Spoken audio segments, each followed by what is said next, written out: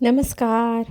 ठरलं तर मग ह्या मालिकेचा इंटरेस्टिंग इतका जबरदस्त असा प्रोमो आलेला आहे. आपण पाहू शकतो की इथे प्लॅनिंग करत आहे प्रिया, अर्जुन आणि सायली यांना कात्रीत धरण्याची. तर तिच्या डोक्यात एक प्लॅन आहे. तो प्लॅन असा आहे की मनू, जी मुलगी आश्रमात ती सगळ्यात लहान वयाची, तिला वेठीला धरायचं आणि बाकीच्या मुलींना सोडून द्यायचं.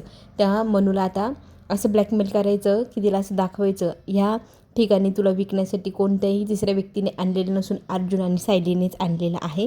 मग तिच्यासमोर हे सिद्ध केलं की ती कोर्टात जेव्हा सगळ्यांसमोर जाईल त्यावेळेला ती सांगेल की मला विकण्यासाठी नेलं होतं अर्जुन आणि सायलीने.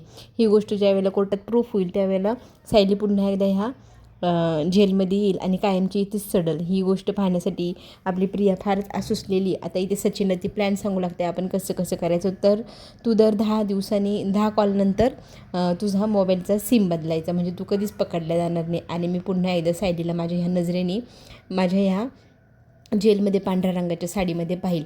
आपल्याला आता जीव घ्यायचा आहे मनू आणि अर्जुनचा. ते दोघंही मेले तरी चालेल अशी परिस्थिती निर्माण करायची आहे.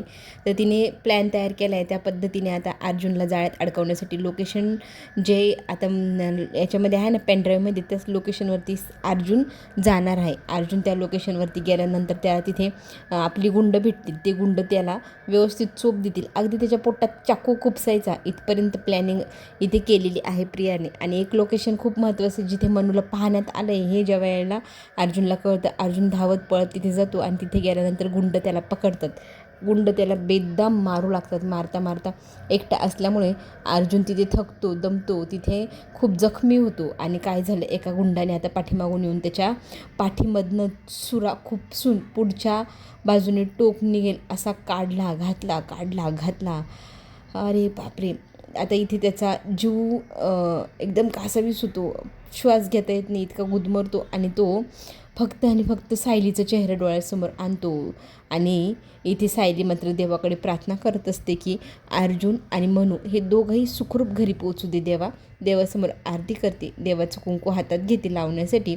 आणि इकडे माझी बायको सायली असं म्हणत अर्जुन हाक मारू लागतो बायकोला. आणि सायलीला का कोणाच ठाऊक फार विचित्र वाटतं. एकदम कानाजवळ अर्जुनने आवाज दिल्यासारखा वाटतं.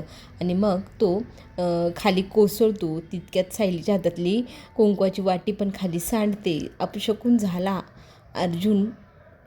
खरंच आता ह्या सगळ्या प्रसंगातनं वाचेल का तो ह्या जगाचा निरोप घेणार?